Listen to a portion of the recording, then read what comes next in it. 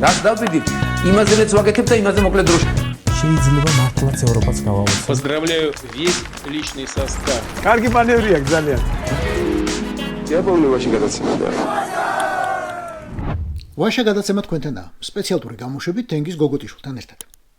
არ დაგავიწყდეთ მოწონება და გამოწერა, აუცილებლად. რასაც ბორის ივანაშვილს ვერ დაუკარგავ, იცის რა არის ფული. მათ შორის ძალიან კარგად იცის ჩვენი ფული რა არის. უკვე ძალიან ბევრი წელია ფინანსურ ბრძოლას ძალიან დიდ მნიშვნელობას ანიჭებს. აკოტრებს პარტიებს, მედიებსა და სამოქალაქო ორგანიზაციებს, რომლებიც არ მოსწონს. უბრალოდ კი რამდენ ხანს შეიძლება იმუშაო. მე შემიძლია დიდხანს ვისაუბრო, როგორ მოუჭირა და რაები ჩაიდინა, რომ ჯერ რუსთავი 2 შემდეგ მთავარი არხი დაეხჭო უფულობით. მაგის დროც მოვა. დღეს კი ვსაუბრობ ფულზე, რომელთაც ბორია მასზე გაბრაზებულ ხალხს შის. ჯიბიდან უღებს. მხოლოდ იმიტომ, რომ გაბედეს და ქუჩაში გამოვიდნენ.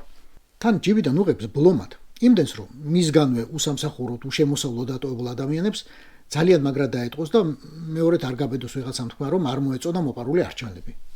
რომ ევროკავშირში უნდა, ან რუსეთში არ უნდა, ან ადამიანის უფლებების დაცვას ითხოვს, ან ზოგადად ოლიგარქი არ მოსწონს, ან რაღაც მსგავსი. ინფორმაციის თავისუფლების ინსტიტუტმა სცადა ჩასდგომოდა კვალში ფულს, რომელიც ივანაშვილის სისტემამ მასზე გაბრაზებული ხალხის ჯიბებიდან ამოიღო, მაგრამ ვერ გახდა ვერაფერს. უზენაესმა სასამართლომ და შინაგან საქმეთა სამინისტრომ ეს მონაცემები არ მისცეს. რამდენი ადამიანი დააჯარიმეს ამ 9 თვის განმავლობაში. სავარაუდოდ 1000-ობით ასეთი ადამიანი, 1000-ობით. მათგან ერთია თავად გიორგი დავითური, ჩვენ დღევანდელი სტუმარი, IDFI-ის მთავარი იურისტი. ჩემი სამი საქმე არის სასამართლოში და ჩემი სამი საქმედან ჯერ არც ეძე არ არის გადაწყვეტილება მიღებული. თქვენ ამ კვლევაში წერთ, რომ მოსთხოვეთ ინფორმაცია უზენაეს სასამართლოს, მაგრამ ეს ინფორმაცია ვერ მიიღეთ. არ მოგცათ უზენაესმა სასამართლომ. რას ეყრდნობა მისი ეს გადაწყვეტილება? იქნებ რაიმე კონფიდენციალური ინფორმაცია, რასაც თქვენ თხოვთ, რაღაცა პირადი მონაცემებია და ამიტომ არ უნდა ამ კონფიდენციალობის დარღვევა. სამართლებრივად ღირებული არგუმენტი ჩვენ არასდროს არ მოგვისმენია და რესურსებს რაც შეეხება პრინციპში ყოველთვის, როცა პირველ რიგში ეს სტატისტიკური ინფორმაცია ისედაც წარმოებს, ეს IDFI-ის მოთხოვნის საფუძველზე არ უნდა მუშავდებოდეს, ეს სასამართლოს ოპერაციების განუყოფელი ელემენტი უნდა იყოს და ეს აწყობილიც არის კიდევაც ესე პირველი ინსტანციიდან უზენაესამდე ხდება არის ბიზნეს პროცესი, რომლითაც ხდება სტატისტიკური ინფორმაციის მიწოდება და საბოლოოდ ერთიან ფორმებში აქცევს უბრალოდ მას უზენაესი სასამართლო. და იქნებ მართლა არ აქვს ამ უზენაეს სასამართლოს ამის რესურსი. მე ახლა სპეციალურად შევედი უზენაეს სასამართლოს ვებგვერდზე და აღმოვაჩინე, რომ პირდაპირ აწერია, რომ 2022 წლიდან არის სატესტო რეჟიმში. ცოტა უცნაურია, რომ ამ ხელა სახელმწიფო უწყების ვებგვერდი 4 წელი უკვე პრაქტიკულად სატესტო რეჟიმში იყოს, მაგრამ იქნებ ძალიან უჭირთ. იქნებ არც ხალხი ყავთ, არც არ ვიცი IT სპეციალისტები ყავთ, არ ყავთ მოკლედ ადამიანები, არ შეუძლიათ ამ ინფორმაციის დახარისხება. რესურსების არგუმენტს კიდევ ეს აბათილებს და განსაკუთრებით როდესაც IDFI-ის ეხება საქმე, რასაც ჩვენ მოთხოვნებს ეხება საქმე, ყოველთვის უზუსტებთ, რომ თუ რაიმე არის, რაც ბევრ დროს ითხოვს, არ არის პრობლემა, დაგელოდებით და მერე მოგვაწოდეთ. მაგრამ ძალიან ცხადი რაც არის ერთ-ერთი არის ის, რომ რა მიზეზით ახლა დარწმუნებით რომ თქვა მიზეზი რის გამოც სტატისტიკასთან დაკავშირებით ესეთი გაუგებრობები არის, არ ქვეყნდება და მკითხაობები გვიწევს და ის ნედლი ინფორმაციაც არ ქვეყნდება, არამხოლოდ შემაჯამებელი ინფორმაცია. ხო, ეს უკვე ხდება რაღაცა მორიგი საჯარო მოხელის უყურადღებობის ფარგლებს და აშკარად მიუთითებს იმაზე, რომ საერთო სასამართლოში ზოგადი პოლიტიკა არის დახურვისკენ მიდრეკილება რა. გიორგი, ამ ინფორმაციას, ამ სტატისტიკას არ აწარმოებენ, არ აჯამებენ თუ თქვენ არ გაძლევენ. იქნებ უბრალოდ არ ჭირდებათ ასეთი ინფორმაციის დახარისხება და შეკოწიწება და სტატისტიკად ქცევა. სტატისტიკის გარეშე ნუ უბრალოდ ვერ მართავ რა, ამხელა ინსტიტუტი, ანუ ამხელა დატვირთვასთან უწევს საქმეების რაოდენობრივად გამკლავება. ხო, ესე არ არის, იქ არსებობს კიდე მერე ევროსაბჭოს გარკვეული ვალდებულებები, პლატფორმები, სადაც აგრეთვე რაღაც სტატისტიკური ინფორმაციები და წარადგინონ. თქვენ მიუთითებთ, რომ უზენაესმა სასამართლომ 2023 წლიდან გაჭედა, რასაც ქვია. შეწყვიტა რაღაც ინფორმაციის გამოქვეყნება. რა ინფორმაციის გამოქვეყნებაზე თქვა უარი კონკრეტულად? სასამართლოდან აღარაფერს ვამბობ სტატისტიკურ ინფორმაციაზე, ზოგადი მარტივი საჯარო ინფორმაციის გამოტანაც კი არის ურთულესი. სტატისტიკური ინფორმაცია ბოლო წლების განმავლობაში, პროაქტიულად რო აღარ ქვეყნდება 23-ის შემდგომ 2024-2025 წლები 24 აღარ გამოქვეყნებულა უკვე ჯერჯერობით არ გამოქვეყნებულა ბუდიში და ხო ამ წლებში უკვე იმგვარ საჯარო ინფორმაციის გზითაც ვეღარ ვახერხებთ, იმგვარი ღირებული ინფორმაციის მიღებას, რომ მაგალითად წინა სტატისტიკურ პერიოდთან შედარებადი მონაცემები მაინც იყო ძალიან ზოგად ცენტრალურ დონეზე რა.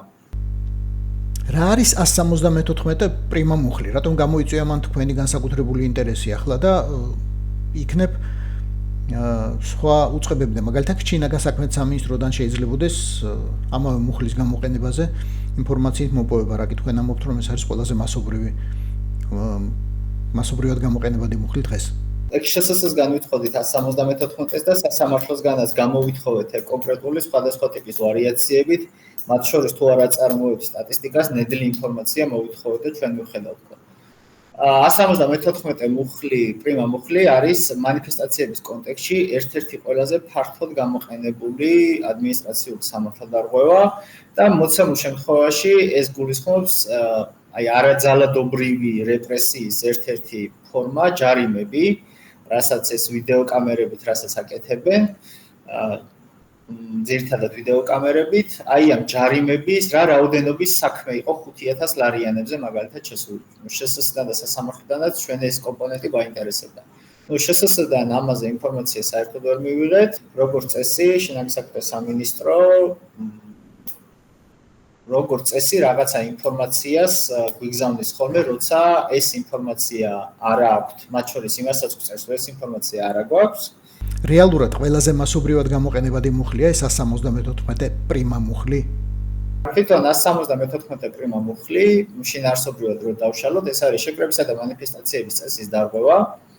მუხლს ქვია ესე და ამის საფუძველზე ხშირად და ჩვენი გამოცდილებით როგორც წესი, სამართალდამცავი ორგანოები და ძირითადად შსს შეკრებისა და მანიფესტაციების კანონის და ზოგადად კონსტიტუციისა თუ ადამიანის უფლებათა კონვენციის არასწორი ბოროტი გამოყენებით და მარტივად რო ვთქვათ, არ ვიცი, ინსტრუმენტალიზაციით ყველაფრის იყენებენ იარაღად ამ სამართალდარღვევას იმისთვის, რომ ეს არა ძალადობრივი რეპრესიების ერთ-ერთი ფორმა აღასრულონ და ესეთი ჯარიმები ჩვენი ინფორმაციით არის 1000-ობით თუ არა 10000-ობით. თქვენ მოყავთ სტატისტიკა, რომ 2013-დან 2023 წლამდე მოქალაქის სასარგებლოდ გადაწყვეტილებები ადმინისტრაციულ დავებზე ელაპარაკი ორჯერ და მეტად შემცირდა. თქვენი მონაცემებით 63%-დან ცოტა მეტი 29.1%-მდე. სტატისტიკის ამ ციფრების გაუარესება, ანუ 61%-დან ჩამოსვლა 29-30%-მდე, ეს არ მოხდა 2014-ში, 15-ში ან 16 წელს.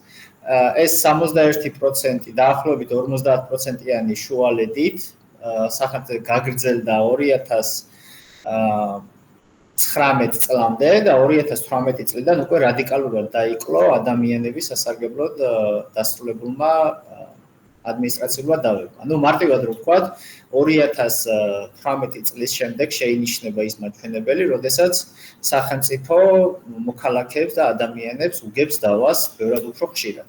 აქ შედის ყველაფერი დაწყებული, არ ვიცი, ნებისმიერი საგადასახადო იქნებ, საგადასახადო კი არა და დასრულებული საპატრულო პოლიციის ჯარიმით დაწყებული, მუნიციპალური ჯარიმით გაგრძელებული, არ ვიცი, უკანონო მიწის ნაკვეთები, ანუ ბევრი საკითხი შემოდის აქ. რა ადმინისტრაციული დავები, მარტო ადმინისტრაციული სამართალდარღვევა არ არის.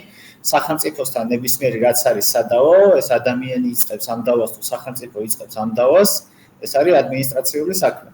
ადმინისტრაციული საქმე შეიძლება დაიწყოთ არც პირობითად მიწის ნაკვეთის აღიარება. არის ადმინისტრაციული საქმე. საკუთრების უფლებასთან დაკავშირებული სახელმწიფოს დავა, მაგალითად რეესტრში რაღაცას არ გირეგისტრირებენ, ხო, ესეც ადმინისტრაციული საქმეა. ჯარიმა ადმინისტრაციული საქმეა. ამის მიზეზი რა არის? ეს ტენდენცია შეგიძლიათ ახსნათ?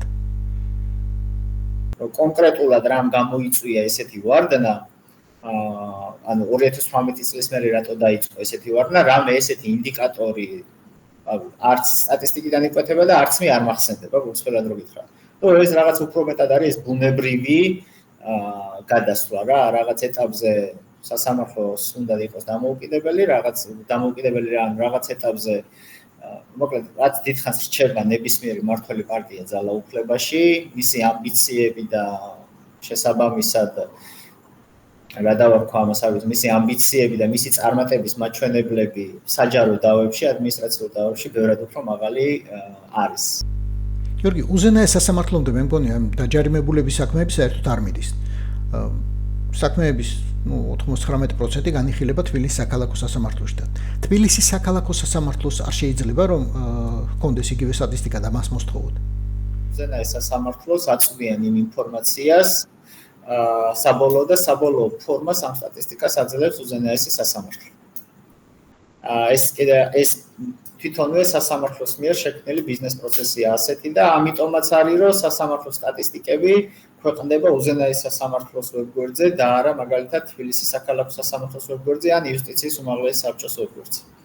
მაგრამ დღევანდელ მოდელში რაც არის უზენაეს სასამართლო აკეთებს ამას, უზენაეს სასამართლოს ვალდებულებაა და ჩვენც ამ ვალდებულებით ბუნებრივია ვართ შემოჭრილი და ვისაც აქვს და უნდა ჰქონდეს იმათ უნდა მივაკითხოთ. რაც შეეხება სასამართლოებს,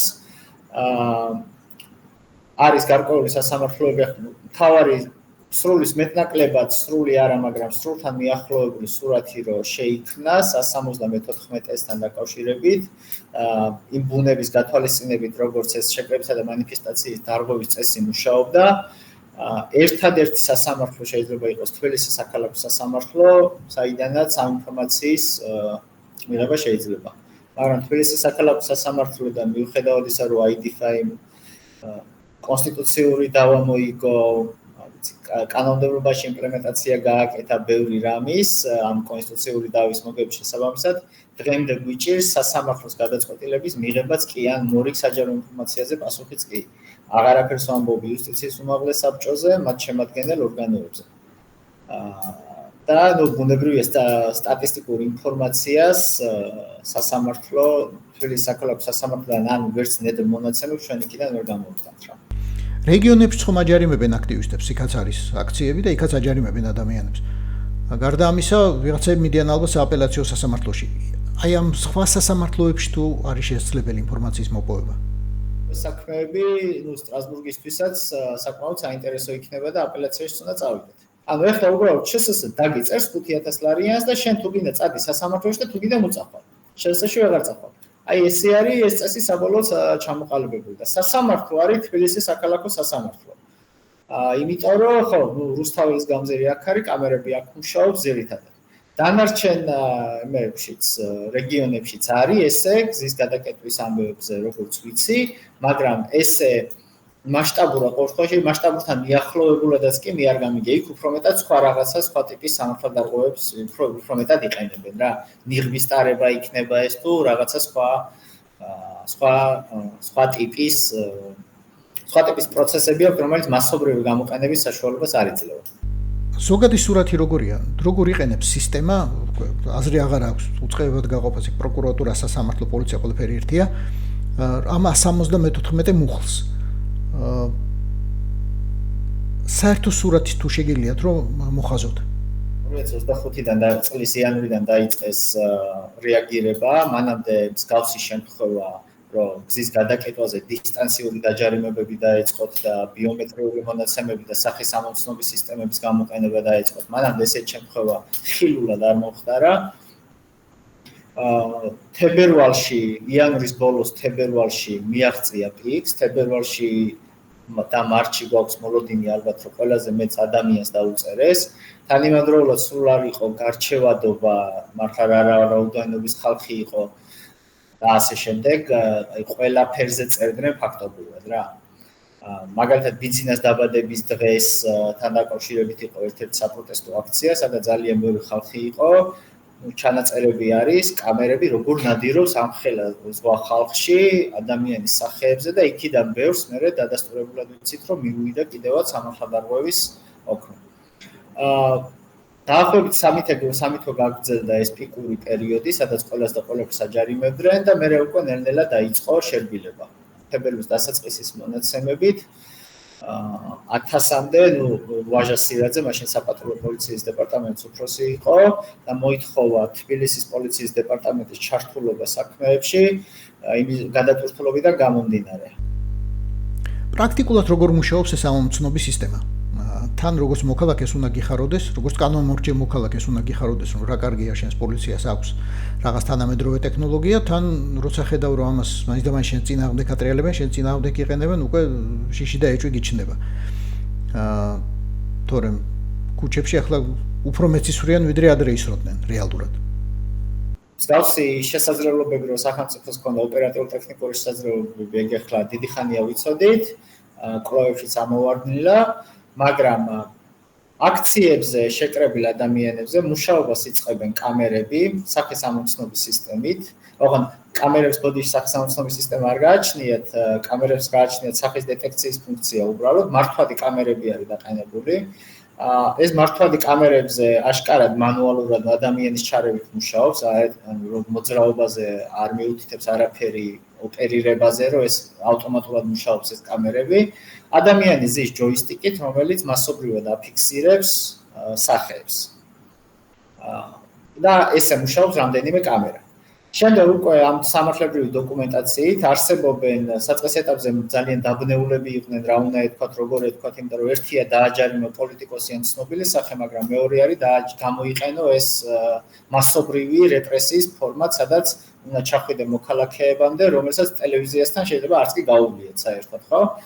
და მაგათი საცნობისთვის და შემდეგ უკვე დაიწყეს და ფაქტობრივად ყველასთვის დაიწყეს უკვე სპეციალური პროგრამული უზრუნველყოფის საშუალება, ესე ეძახიან, გამოყენება პირის იდენტიფიცირების მიზნით. ბიზნეს პროცესს შემდეგ უკვე ტექნიკურ პროცესს როგორც აღწერენ, აი ეს კამერები, როცა ეს ადამიანი ჯოისტიკით ამუშავებს, როცა სახეს მიაახლოვებს, კარგად ჩასვავს, აი დაახლოებით 3-4-ზე ფოტო იქნება, თუ კარგად როცა რომის ნაკვთებიც ჩანს, შემდეგ უკვე ამ ვიდეო სკრინშოტებიდან ამ ვიდეოს ტვირთავენ ამ სპეციალურ პროგრამულ უზრუნველყოფაში, რომელსაც უკვე აშკარად აქვს სახის ამოცნობის სისტემა ჩაშენებული და მიერთებული არის ალბათ შესაძლოა სხვა ბაზებთან, ან სახელმწიფოს მფლობელობაში არსებულ სხვა ბაზებთან და სარგებლობაში. და აი ესე ადგენენ უკვე ადამიანების ვინაობებს და ეს პატაკები რაც საქმეებში დევს, აი ამ პროცესს აღწერს. პროცესზე რა ხდება? მოსამართლესთან რა მასალა მიდის?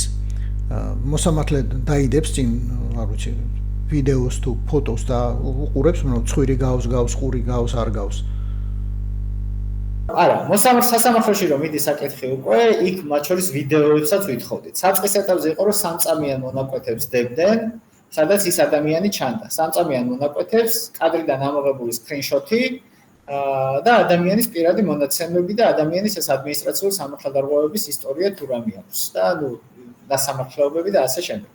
და მოსამართლეს უგზავნიდნენ მათ შორის ამ 3 წამიან ვიდეოებს და რაღაც ეტაპზე ალბათ მაგითიც დაიღალნენ ამ ვიდეოების ამ სკრინშოტებად ცალკე და მოსამართლეს უკვე დაუწყეს მთლიანი ამ ვიდეოების გაგზავნა. მაგრამ არასდროს არ ხდება, მე არ მინახავს არც ერთი პროცესი, სადაც ვიდეო იქნა გამოკვლეული ნორმალურად. სასამართლოები ყველას აჯარიმებენ? არ ყოფილა შემთხვევა, რომ მოსამართლეს ეთქვას, რომ აქ არ არის საკმარისი მტკიცებულება, ან ექსპერტს ეთქვას, საერთოდ ექსპერტები რამდენად მონაწილეობენ ამ საქმეში, არის თუ არა კონკრეტული ადამიანი ამ კონკრეტულ ვიდეოში თუ ფოტოში. ჩემი გამოცდილებით მე არ მახსენდება საქმე, სადაც დაჯარიმებული ადამიანი გაამართლეს. უკიდურესად ცირე არის ეგრეთ წოდებული შენიშვნის გამოყენების მაჩვენებელი. როდესაც მაინც ადგენს სამართალდარღვევას, უბრალოდ ეუბნება, რომ კაი, რაღაცა პირველად იყო, ან რაღაცა რაღაცა მიზეზის გამო შენიშვნა წერს. ვიცით აგრეთვე ის, რომ ძირითად შემთხვევებში გამოყენებული იქნა 5000 ლარიანი სახდელი. ივანაშვილმა ძალიან კარგად იცს ფულის ფასი, მით უმეტეს ჩვენი ფულის ფასი იცს ძალიან კარგად და 5000-იანი ჯარიმა რომ მოგივა ერთხელ ორჯერ ზოგს რა ვიცი 10 ჯერ აქვს და 12 ჯერ ვიღაცებს გამოწერილი. ამას ცხადია ეფექტი აქვს. აი ამ რაოდენობის შემცირებაში ვფიქრობ ერთ-ერთი კრიტიკული წვლილი შეიტანა იანვარში, თებერვალში და მარტში აი ამ მასობრივმა დაშინებებმა, რომელიც ამ 5000 ლარიანი ჯარიმებით იყო გამოწვეული და დღემდე არის გამოწვეული. და აგრეთვე უნდა დავამატოთ ამ ჯარიმებს ჩაბარების ფორმები. როგორ აბარებდნენ მოქალაქეებს. ანუ დეტექტივები, რომელიც ამოცანა არის ძირითადად დანაშაულზე რეაგირება და სადღაც ზოგადად არის რაღაც ადმინისტრაციული სამართალდარღვევა, სამუშაო საათების მიღმა ან დილის საათებში, ან გადაყენებით, მანქანების გადაყენებით, ესე ოჯახებში დადგომებით ახდენდნენ ამ 5000 ლარიანი ჯარიმების ჩაბარებას და ანუ ამოცანა ცხადი იყო რა აქ ვართ, რამდენ ადამიანს, ნებისმიერ ადამიანზე მე მგონია რომ გარკვეული ტიპის გავლენას ახდენს ეგეთი დამოკიდებულება სახელმწიფოს მხრიდან ღამის 10 საათზე რომ 6 დეტექტივი დაადგება ვიღაცას სახლში ოჯახთან ერთად ადმინისტრაციული სამართალდარღვევის ჩასაბარებლად ეს თავისებური დამაშინებელი ფსიქოლოგიური ეფექტის მატარებელი რა თქმა უნდა არის. უხეშ შეფასებით მედიიდან მიღებული ინფორმაციიდან რაღაც სხვა წყაროებიდან თუ შეგიძლიათ თქმა დაახლოებით რა რაოდენობაზეა ლაპარაკი დაჯარიმებულების დაახლოებით რა რაოდენობა აქვს ქვეყანაში. მე ველოდები რომ სადღაც კიდევ ერთხელ ჩემი ვარაუდით ეს ციფრი მოძრაობს სადღაც 10 და 20000 შორის. გიორგი, დიდი მადლობა ინტერვიუსთვის. წლის ბოლოს თუ მომავალ წელს თუ ეს კლანი როცა გადაშენდება, ამ ინფორმაციას რეალურად შევიტყობ და გავიგებთ რამდენი ადამიანი დააჯარიმეს და როგორი იყო თელი სურათი ამ ტერორისა. დიდი მადლობა კიდევ ერთხელ. დროებით თანგო და მადლობა. გაიხარ. რუსი ოლიგარქი არც მალავს, რომ რეპრესიებთან, ტიტუშკებთან, მოძალადე პოლიციელებთან, ძველ ბიჭებთან და სხვა მეთოდებთან ერთად ფულით აპირებს პროტესტის დამარცხებას. შიშით, რომ ხვალ შეიძლება არ მცემონ, მაგრამ დამაჯარიმონ. მე კი ბინის ქირას ვერ გავისტუმრებ, შვილების სკოლას ვერ გადავიხდი, ბანკის ვალს ვერ დავფარავ, წამალს ვერ ვუყიდი დედას. აღარაა საუბარი იმაზე, რომ ახალ ან ძველ მანქანას ვერ ვიყიდი, რომ დასასვენებლად მაგალითად ვერ წავალ მალიორკაზე ან ისლანდიაში. მალე მან დიდი პულითაც ალბათ ვეღარ წავალთ. საქართველოს ისტორიას თუ ეს კიბო არ მოვაცილეთ. ეს იყო ვაშე გადაცემა. თენგიზ გოგოტიშვილთან. გვიყურეთ, მოგვიწონეთ და გამოგუწერეთ ყველა პლატფორმაზე. Facebook-ზე, Instagram-ზე, YouTube-სა და TikTok-ზე. რაც დავდივით, იმაზეც ვაკეთებ და იმაზე მოკლედ დროში. შეიძლება მართლაც ევროპაც გავავოცოთ. Поздравляю весь личный состав. კარგი მანევრია ძალიან. Я помню ваши გადაცემა და